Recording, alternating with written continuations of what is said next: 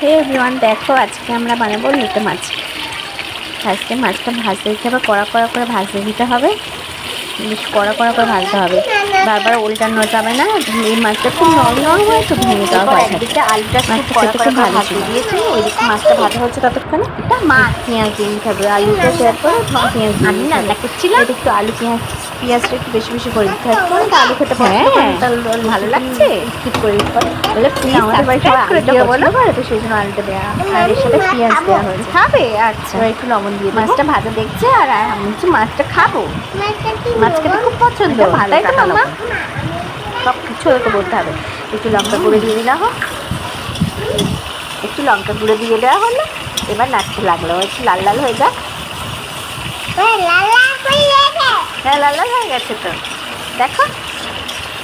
আমি খাবো। আচ্ছা, খাবো।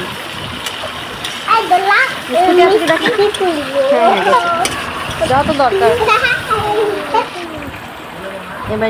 এবার আদা রসুন পেস্ট দিতে হবে, পেস্ট দিয়ে নাড়তে লাগতে হবে। নাড়াচাড়া করে আদা রসুনের গন্ধটা চলে গেলে তারপর একটু ঝোল দিয়ে দিতে হবে আলুটা গলিয়ে দেওয়ার জন্য।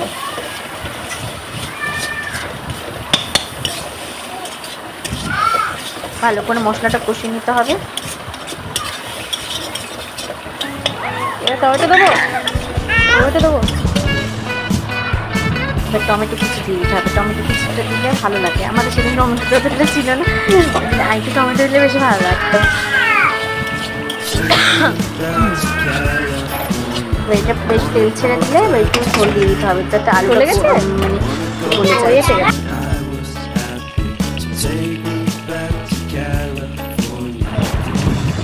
মাছগুলো আস্তে আস্তে করে উল্টে দিতে হবে। এই মাছগুলো এত নরম হয়, উল্টানোর সময় ভালো করে সাবধানে উল্টাতে হবে যাতে না ভেঙে যায়। আমার একটু উল্টা দিকে ভেঙে যাচ্ছিলো, আর জন্য আমার একটু দেরি করে কড়া করে ভাজলাম, তারপরে উল্টে দিয়েছিলাম।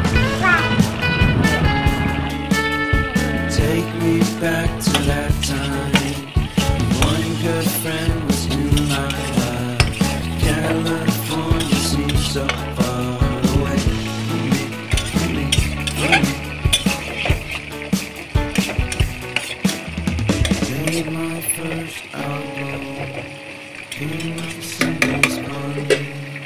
I made my best single, came out and felt so great.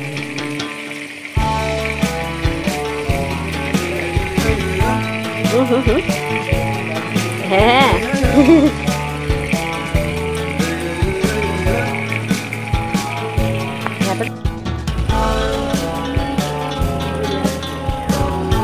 আপনি করেন এবার।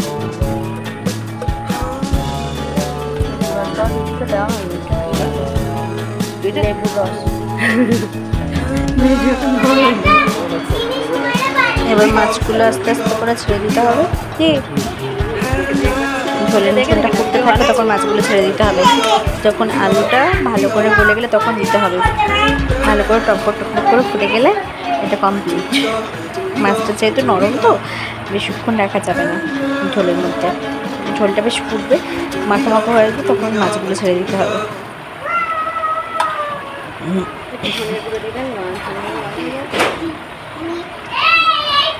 এরপর রেডি হয়ে গেল আমাদের ঝাল ঝাল করে লোট মাছ। খেতে খুব ভালো হয়েছিল সেদিন।